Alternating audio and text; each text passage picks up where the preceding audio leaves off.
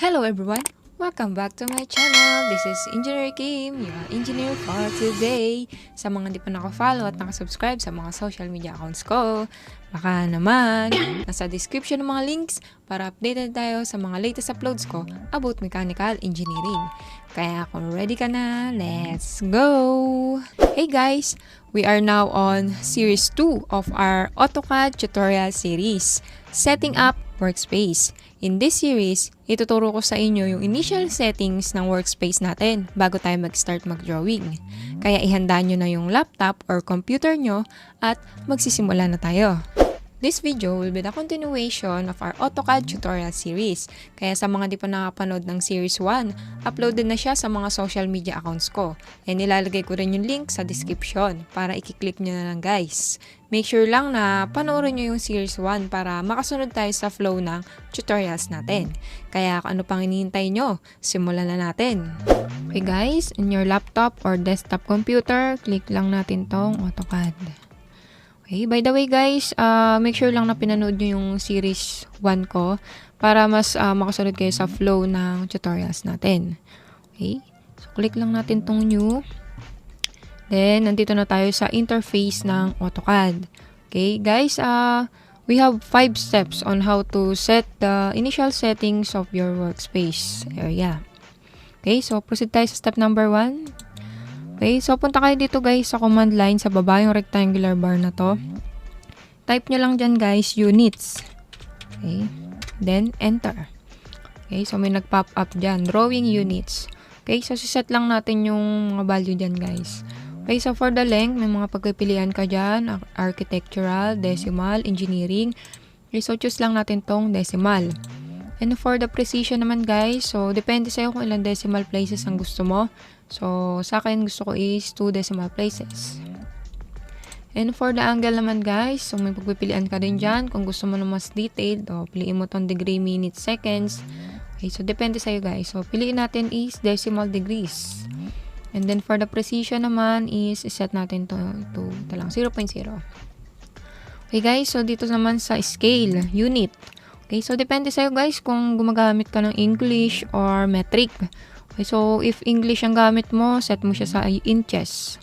If metric naman, pwede mo siya set sa millimeters. Okay, so metric tayo, millimeters. Okay, dito sa baba guys, yung nakalagay lighting, units for specifying the intensity of lighting. So we have international and American. So choose lang natin tong international. And then click OK. Okay, so proceed na tayo sa step number 2. Okay guys, i-type mo lang ulit sa command line, limits. Okay guys, ang purpose ng limits is to set and control the boundaries of your workspace area. Then, enter. Okay, so as you can see guys, may nakita ka dito. Specify lower left corner. Okay, so yung 0/0 guys, default value yan guys. So, enter lang natin. And then, nakalagay, specify upper right corner. So, depende sa ito guys kung gaano kalaki yung isa-set mo na boundaries. So, may nakalagay na size din dito, pero pwede mo naman siyang baguhin. So, lagay natin, let's say 100, 100. And then, enter. Okay, so, naset na natin yung limits ng drawing natin. Then, step number 3 guys, sa command line, type lang natin i-zoom. Okay, so purpose naman ng zoom is para ma-navigate mo easily yung drawing mo. So madali mong ma-zoom in yung mga parts na maliliit guys. Makikita mo agad. Okay. So click lang natin dito is yung all. So click mo lang siya guys. All. So regenerating model. Okay, so na-create na natin. Then for step number 4, type mo sa command line guys, OSNAP. Type mo OSNAP. And then, enter. Okay, by the way guys, ang short term to for object snap. Okay, so may nag-pop up ulit drafting settings. Okay, so dito tayo sa object snap.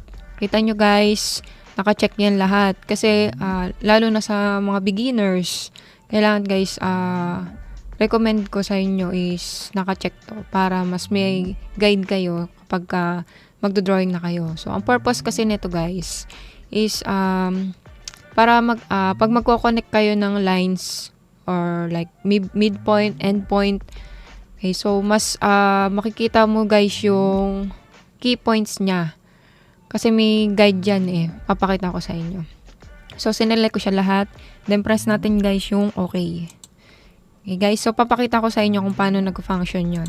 Okay, so, sa command line, mag-type tayo ng rec, R-E-C. Short term siya guys for rectangle. And then, enter. Then, click nyo tong workspace area natin. Left mouse. Then, drag nyo lang. Yan guys. And then, click ulit. Okay, so may rectangle tayo. So, makapakita ko sa inyo yung purpose ng OSNAP. So, command line ulit tayo guys. Type nyo L. So, may line na tayo. So, pag tinapat mo siya guys sa mga sides ng rectangle, may nakikita ka dyan, di ba? Yun, yung triangle na kulay green. Ibig sabihin nung guys, midpoint. Okay, so yan yung sinasabi ko sa inyo guys, na kapag naka-on yan or naka-check siya doon sa object snap, may guidance ka guys. Nakikita mo dyan kung nasaan yung gitna niya, yung gitna ng object niya. So, click mo lang yan. Then, sa kabilang side naman. So, makikita mo guys kung paling yung line mo. Pag nakita mo lang yung rectangle na green na yun, ay triangle na green na yun, meaning, tuwid yung line mo. Okay? So, type ulit natin, line L. Type L. Okay, so dito ka naman sa gilid. Yan. So, nakita mo tong square na to na green. So, yan yung end point. Kukonect mo ngayon siya doon sa kabilang point. Okay, so, makita nyo guys, tuwid yung line mo. Yan. So, may mga guide tayo. Yun yung purpose ng OSNAP. Okay? So, gets nyo niya guys. So, erase na natin to ulit. Okay, so, last step natin yan guys is layer. Okay, so, sa command line, type nyo lang layer. Then, enter. Okay? So, may nag-pop up dyan guys. Nakita nyo. Okay, yung itong nakalagay na to na may check na ang layer name niya is 0. So, default yan guys. Default siya dito. So, para mag-add, to nakikita nyo to guys, yung mga parang mga page na to, layer. So, may guide naman siya guys. Pag tinapat mo naman dyan yung arrow ng mouse, may nakita dyan, new layer. So, ito yung mga close. Ayan, delete layer. Set current. Okay, so dito tayo sa new layer. Click natin. Okay, so may layer 1. Lalagay ko siya dyan guys. Ang layer niya, example is circle.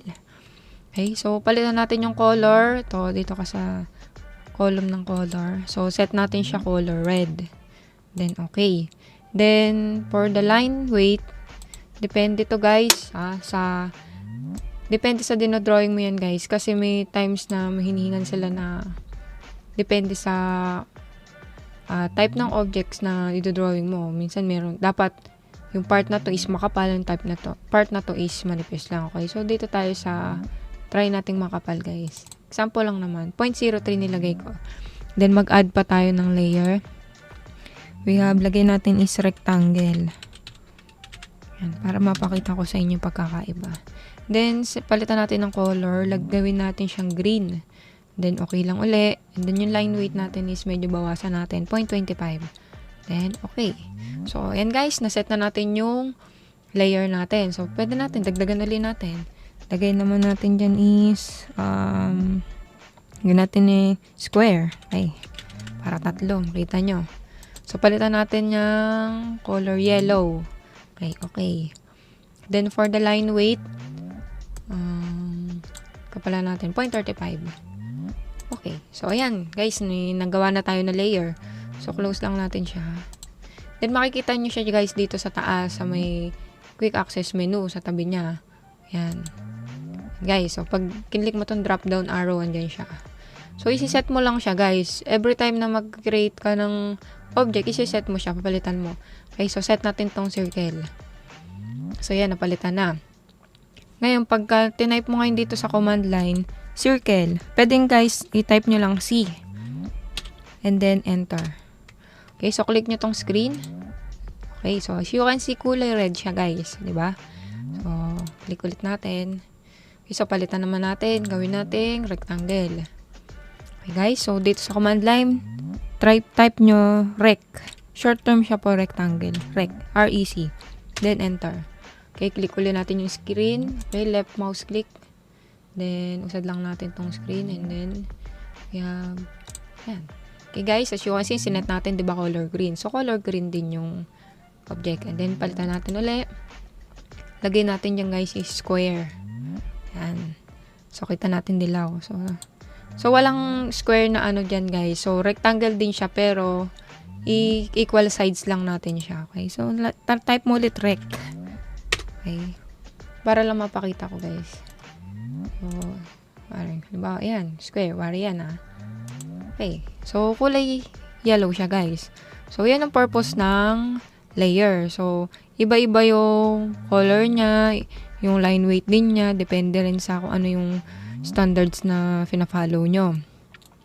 Yan, guys. Through the help of this command o yung layer na to, guys, mas mapapadali natin ma-distinguish and ma-modify yung drawing natin. Hindi na tayo mag-alat pa ng mahabang time, di ba? Kasi at least sa rectangle, alam na natin na kulay green siya, and then may specific na layer na nakaset sa kanya. Okay, guys, hopefully nakasunod kayo sa tutorials natin ngayon. Okay, so if may questions kayo, guys, comment lang kayo sa comment section and sasagutin ko yan, guys. Okay, so bigyan ko lang kayo ng konting preview sa next na tutorial series natin, guys. Okay, sa next series natin, guys, ituturo ko sa inyo yung mga different commands na ginagamit natin sa pagdodrawing. Okay? And guys, if may extra time kayo, pwede nyo namang i-share yung video ko na to para mapanood din ng iba nating friends na gusto ding matuto ng AutoCAD. Okay guys, so for free lang naman to. Once again, I'm Engineer Kim and this is my daily dose of tutorials. Thank you for watching. See you on my next series. Bye-bye!